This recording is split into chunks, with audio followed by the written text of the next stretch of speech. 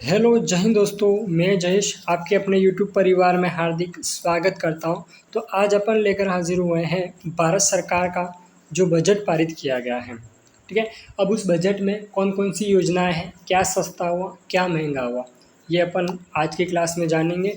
और आने वाले सभी एग्ज़ामों के लिए ये इससे रिलेटेड क्वेश्चन काफ़ी महत्वपूर्ण होंगे। तो अपन कुछ चीज़ें जानने के बाद में क्लास को कंटिन्यू करते हैं। क्लास को कंटिन्यू करने से पहले आप सभी पहले क्लास को अपने व्हाट्सएप स्टेटस पर शेयर करो, आपके दोस्तों के साथ शेयर करके क्लास को कंटिन्यू करें। ठीक है। अपन शुरू करते हैं आज की क्लास। अब आज की क्लास का पहला क्वेश्चन ये आज की क्लास का क्वेश्चन ये है कि अंतरिम बजट कब पारित किया गया था। जो अंतरिम बजट है वो पारित किया गया था 1 फरवरी। अंतरिम जो बजट है वो 1 फरवरी 2024 को पारित किया गया था। उसके बाद में जो फाइनल बजट है वो आज 23 जुलाई 2024 को सुबह 11 बजे पारित किया गया है। ठीक है। अंतरिम बजट कब पारित किया गया था? 1 फरवरी 2024 को। और फाइनल बजट कब पारित किया गया है? तो 23 जुलाई सुबह 11 बजे पारित किया गया है। तो जो डेट होगी वो पूरी आपको याद होनी चाहिए कि 23 जुलाई 2024 को अंतरिम बजट पारित किया गया था, फाइनल बजट। अब यहाँ पर भारत सरकार की बजट की मुख्य विशेषता है 2024-25 है। अब जुलाई 2024 में ये बजट पारित किया गया है। ठीक है। अब उसके बाद में अब आपसे प्रश्न पूछ रहा हूँ मैं कि जो अपने भारत के वर्तमान वित्त मंत्री हैं वो कौन है। ठीक है। वर्तमान वित्त मंत्री कौन है, इसका सही आंसर आपको मुझे कमेंट बॉक्स में कमेंट करके बताना है। ठीक है। इसे अब ऐसे ही अपन आगे बढ़ते हैं क्लास में। जैसे कि यहाँ पर किस पर उन्होंने फोकस करा है जो बजट पारित किया उसके लिए, विकसित भारत के हमारे लक्ष्य का रोड मैप। विकसित भारत के लिए हमारे लक्ष्य का रोड मैप है, क्या है? 4 मुख्य जातियों पर ध्यान दिया गया। कौन कौन सी है वो? एक तो है अन्नदाता, युवा, महिला और गरीब। 4 चीज़ों पर ध्यान दिया। कितनी चीज़ों पर ध्यान दिया? 4 चीज़ों पर। कौन कौन सी हो गई? अन्नदाता, गरीब, युवा और महिला। ध्यान से पढ़ना आप। ठीक है। क्या चीज़ें सस्ती हुई क्या महंगी हुई वो चीज़ें तो नहीं पूछी जाएगी, पर लेकिन किसके ऊपर कितना जीएसटी लगाया गया परसेंटेज में ज़रूर पूछा जाएगा। इसलिए ध्यान से देखना। और कौन कौन सी स्कीम आई, कौन कौन सी योजनाएं हैं, ठीक है, वो भी आपसे ये प्रश्न पूछा जाएगा आगामी आने वाले एग्जामों में। अब यहाँ पर इन्होंने 4 चीज़ों पर ध्यान दिया है। कौन कौन सी 4 चीज़ें वो अपन ने देख ली। अब उसके बाद में बजट का मुख्य विषय क्या है? बजट का मुख्य विषय है, एक तो रोजगार है, कौशल प्रशिक्षण है, एमएसएमई और मध्यम वर्ग। ठीक है। 4 चीज़ें हैं बजट का मुख्य विषय। अब उसके बाद में आगे देखते हैं।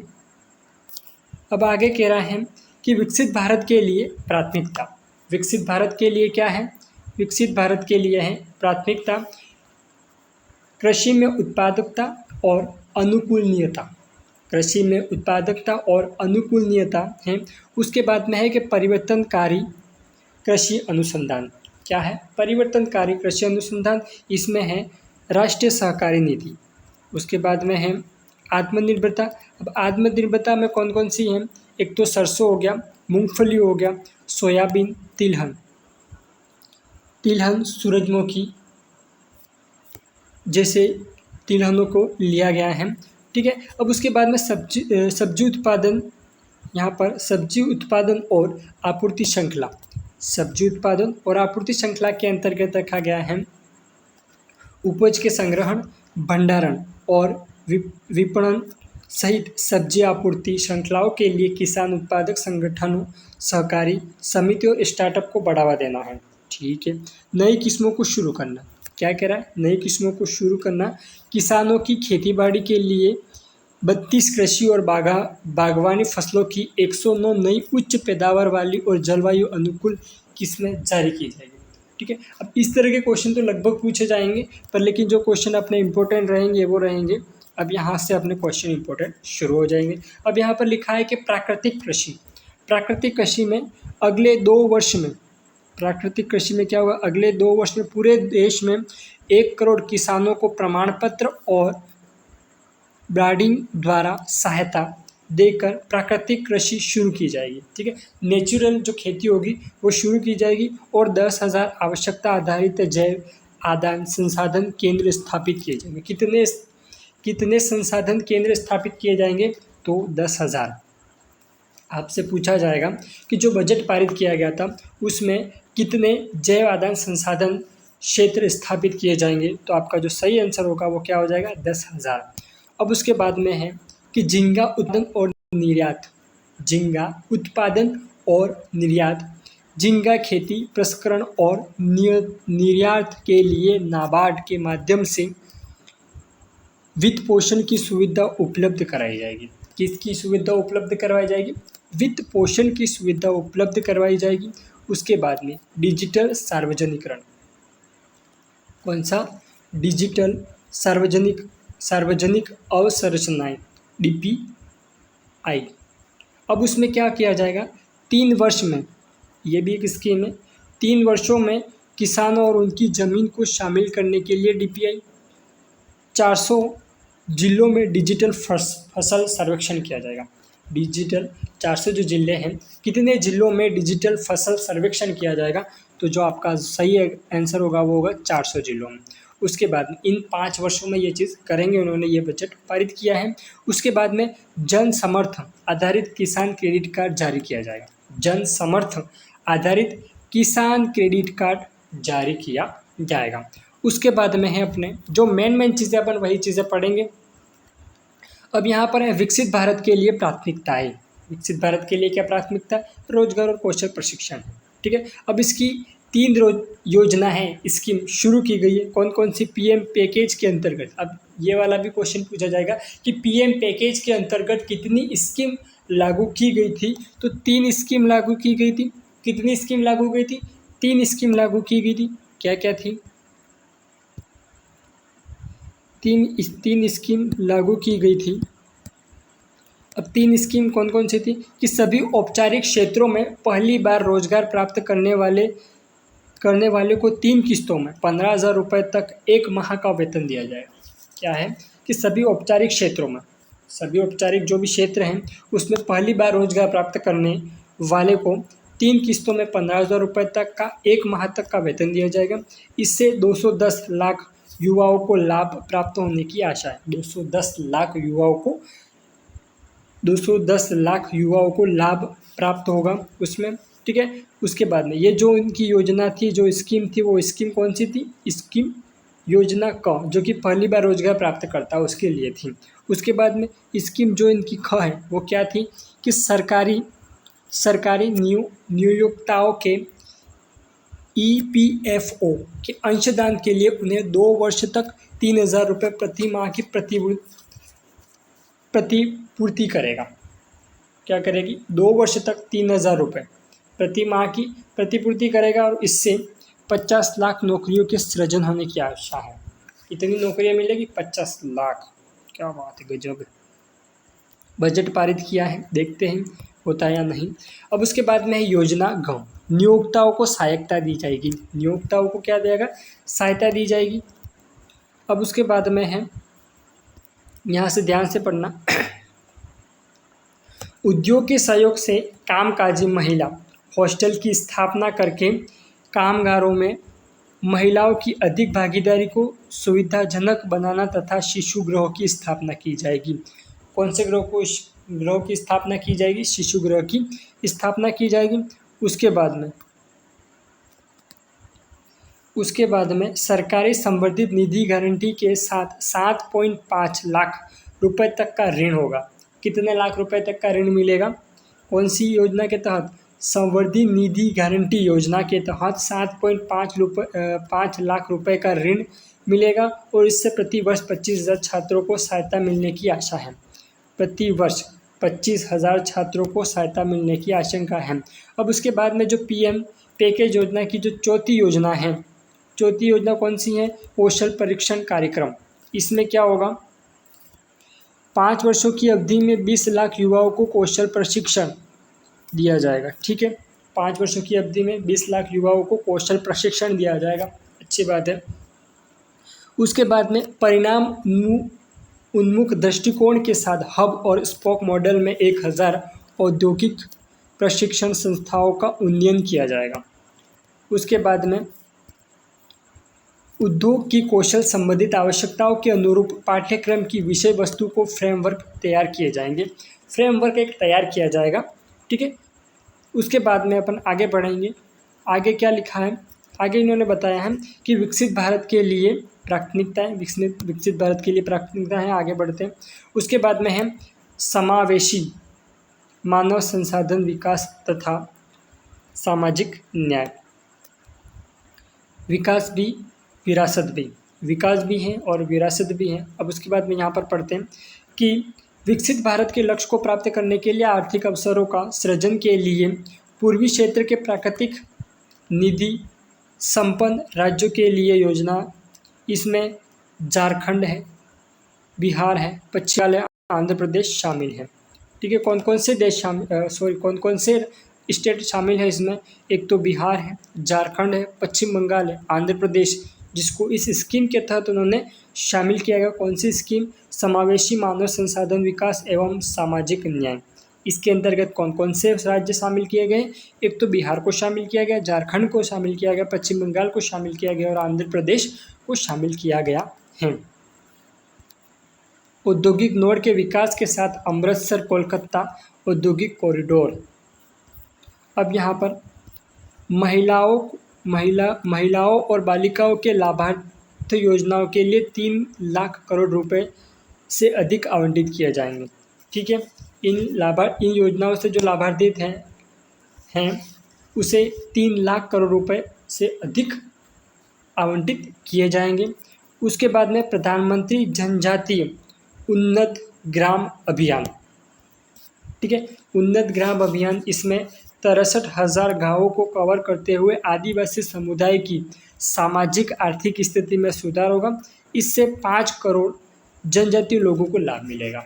कितने करोड़ जनजातीय लोगों को लाभ मिलेगा? 5 करोड़। और उसमें प्रधानमंत्री जनजातीय उन्नत ग्राम अभियान, इसके तहत 63,000 63,000 गाँवों को कवर किया गया है और आदिवासी समुदाय की सामाजिक आर्थिक स्थिति में सुधार, और इससे 5 करोड़ जनजातीय लोगों को क्या मिलेगा? लाभ मिलेगा। उसके बाद में पूर्वोत्तर क्षेत्र में इंडिया पोस्ट बैंक की 100 से अधिक शाखाएं खोली जाएगी। इंडिया पोस्ट बैंक की कितनी शाखाएं खोली जाएगी? तो 100 से अधिक शाखाएं इंडिया पोस्ट बैंक की खोली जाएगी, ये इस बजट में कहा गया है। उसके बाद में आंध्र प्रदेश पुनर्गठन अधिनियम है, ठीक है। आंध्र प्रदेश पुनर्गठन अधिनियम में वित्त वर्ष 2024-25 में 15,000 करोड़ रुपए की वित्तीय सहायता व्यवस्था की जाएगी। 15,000 करोड़ रुपए की वित्तीय सहायता व्यवस्था की जाएगी। देश की खाद्य सुरक्षा सुनिश्चित करने के लिए पोलावरम सिंचाई परियोजना को पूरा करना होगा। उसके बाद में विशाखापट्टनम चेन्नई औद्योगिक कॉरिडोर पर कोपार्ती नोड और हैदराबाद बेंगलुरु औद्योगिक कॉरिडोर में ओरवाकल नोड में पानी, बिजली, रेल, सड़कों जैसी आवश्यक अवसंरचनाएं की जाएगी। उसके बाद में विनिर्माण और सेवा, ठीक है। विनिर्माण और सेवाएं, विनिर्माण क्षेत्र में MSME के लिए ऋण गारंटी योजना है। उसके बाद में नया मॉडल निर्धारित किया जाएगा। उसके बाद में ट्रेड्स की अनिवार्य ऑन बोर्डिंग के लिए बढ़ा हुआ दायरा,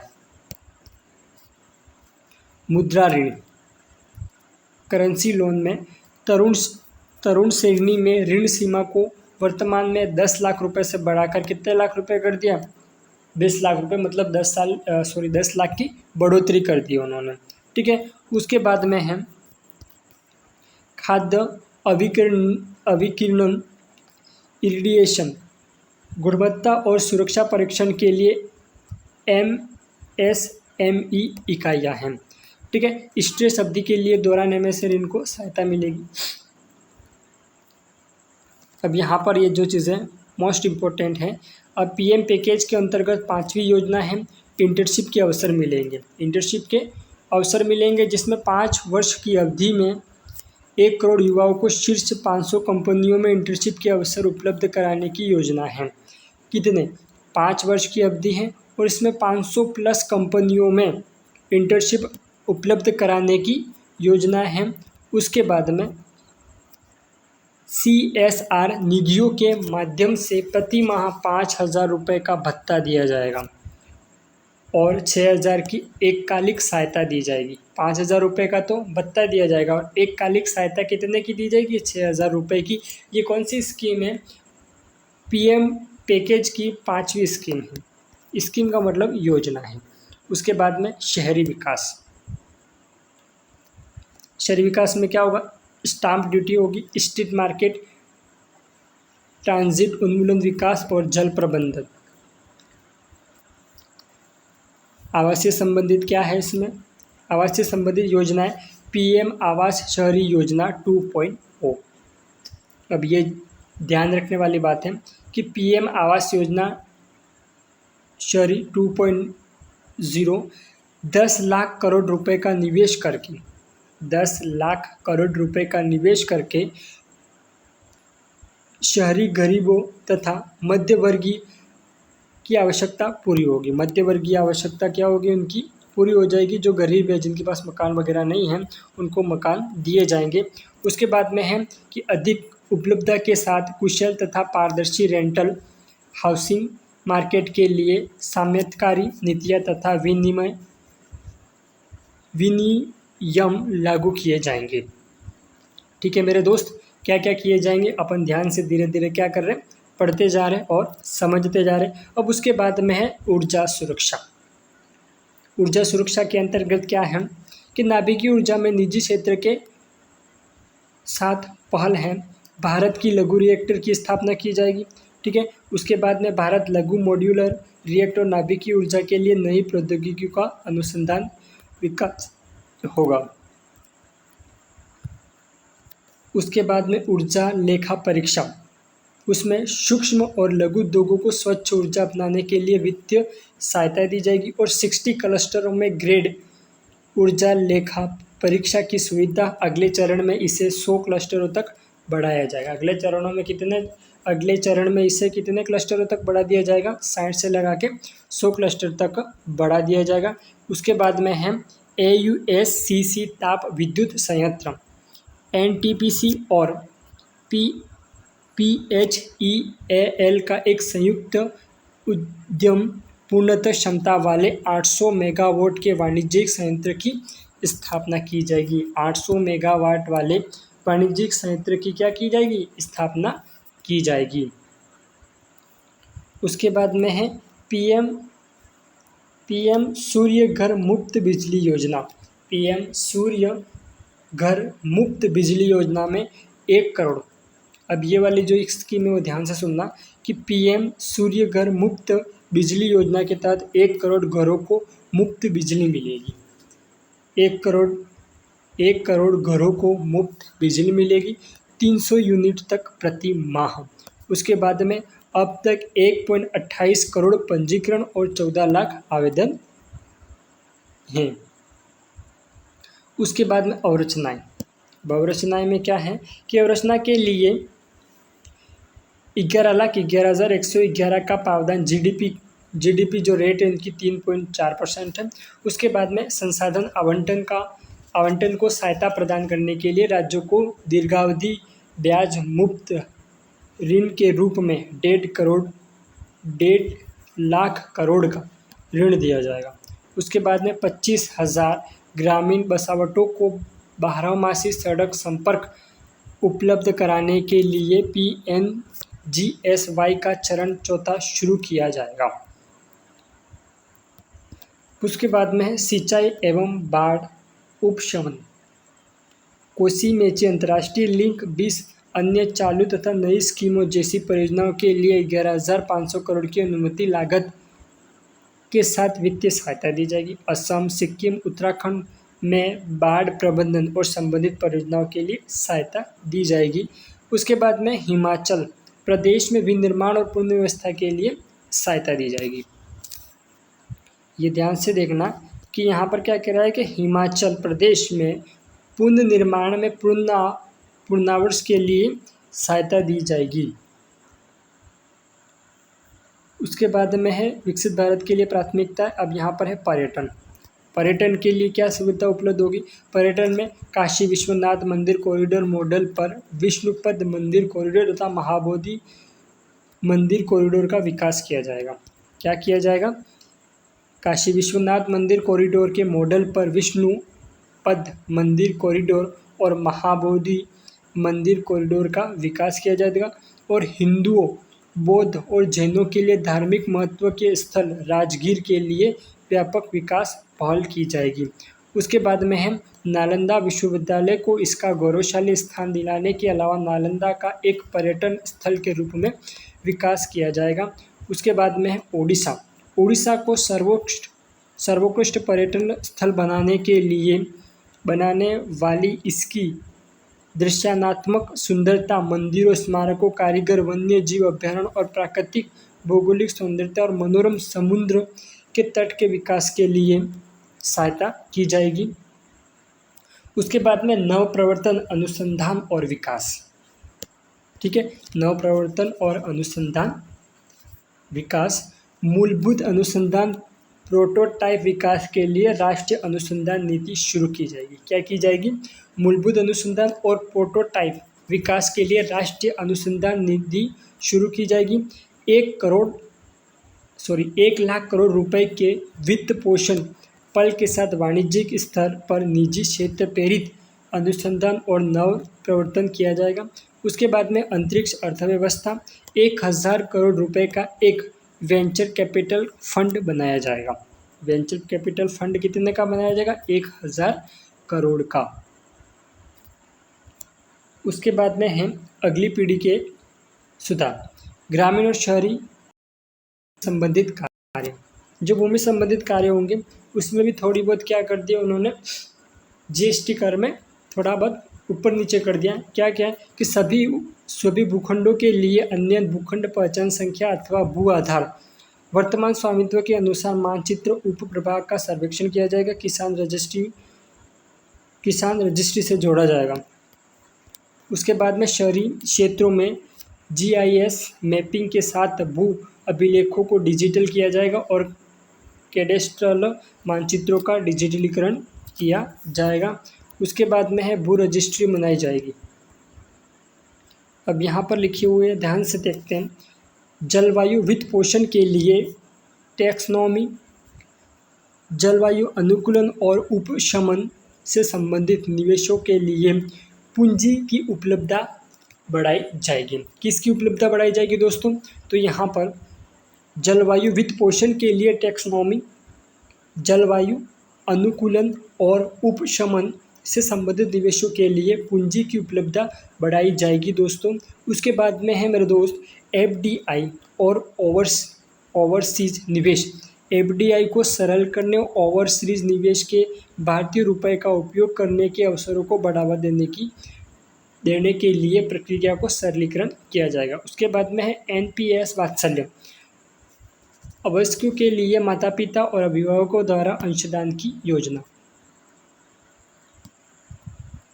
उसके बाद में डाटा संचालन में सुधार, आंकड़ों और सांख्यिकी का संग्रहण, प्रसंस्करण और प्रबंधन। नई पेंशन योजना जिसके अंतर्गत एनपीएस संगत समस्याओं का समाधान करने, आम नागरिकों के हितों की रक्षा करने तथा राजकोषीय दूरदर्शिता को बनाए रखने के लिए एक समाधान निकाला जाएगा। अब यहाँ पर है उनका रेट परसेंट ग्राफ दे रखा है। ठीक है, यहाँ पर मजबूत आर्थिक सुधार, चालू खाता घाटे में सुधार किया जाएगा। ठीक है, उसके बाद में वित्त वर्ष 2024 में भारत की विकास दर 8.2% रही। वित्त वर्ष 2024 में भारत की विकास दर कितनी रही? तो यहाँ पर 8.2% इसकी वित्त विकास दर रही है। इसके बाद में आगे देखते हैं अपन यहाँ पर कर प्रस्ताव। कर प्रस्ताव में क्या है कि करों का सरलीकरण है। इसमें आयकर अधिनियम का 1961 की समीक्षा के तहत धर्मास्थ संस्थाएं और टीडीएस का सरलीकरण किया जाएगा। मुकदमेबाजी और अपील, कर आधार में वृद्धि करना। अब यहाँ पर क्षेत्र विशिष्ट सीमा शुल्क के प्रस्ताव, व्यापार में आसानी, शुल्क में व्यक्तिकरण के को हटाने और विवादों को कम करने के लिए संरचना की व्यापक समीक्षा। सीमा शुल्क में परिवर्तन, जो अब यहाँ पर ये ध्यान से देखने वाली बातें हैं। लाभ पाने वाले क्षेत्र, जैसे कि यहाँ पर कैंसर की 3 और दवाइयों का सीमा शुल्क से पूर्णतः छूट दिया गया, जो कि किफ़ायती दवाएं दी जाएगी।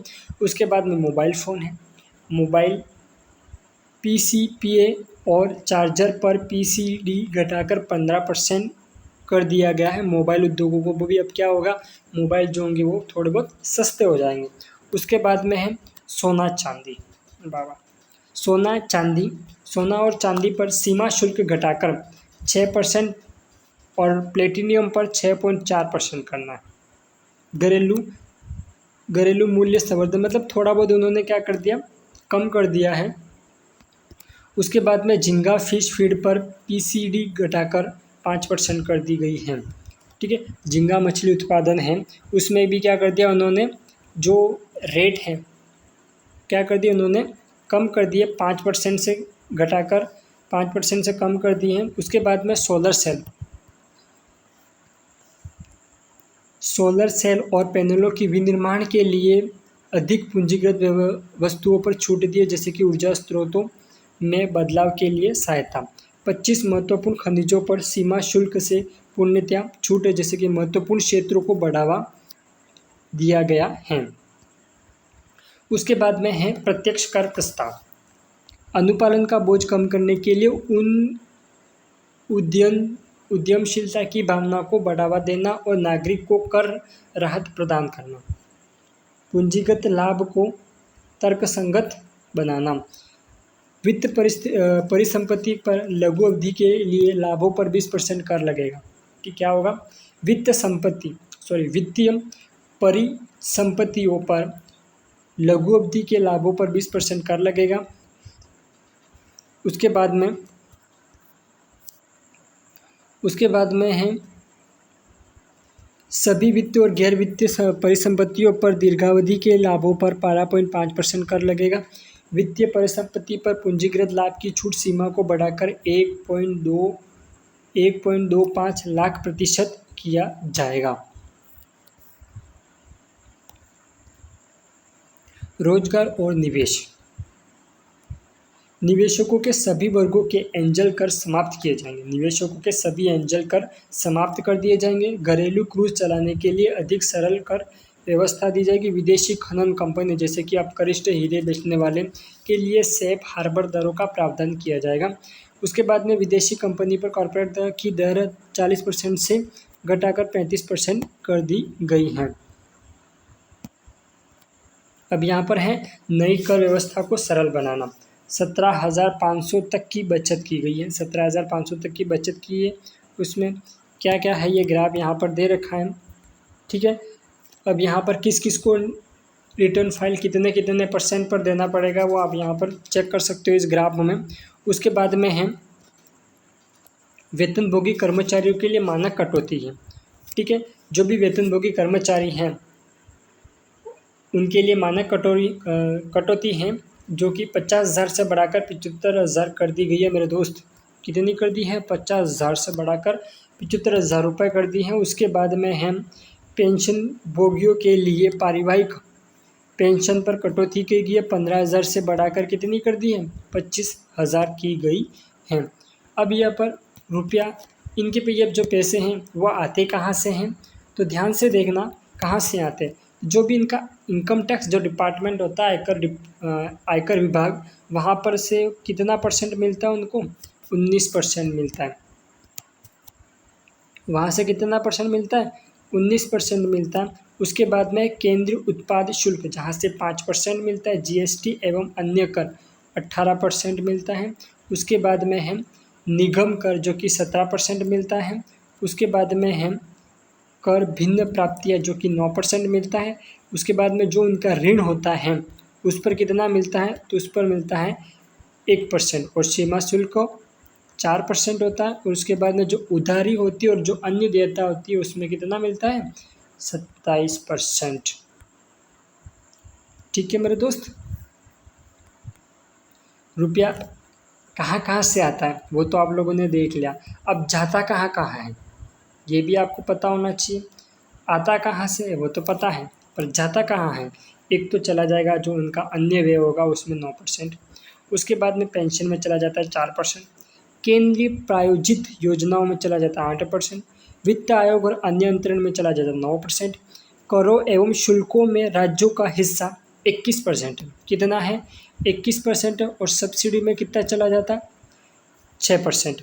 केंद्रीय क्षेत्र स्कीम रक्षा और सब्सिडी कर पूंजीकृत परिव्यय को छोड़कर कितना परसेंट है 16%, और ब्याज भुगतान है मेरे दोस्त 19%।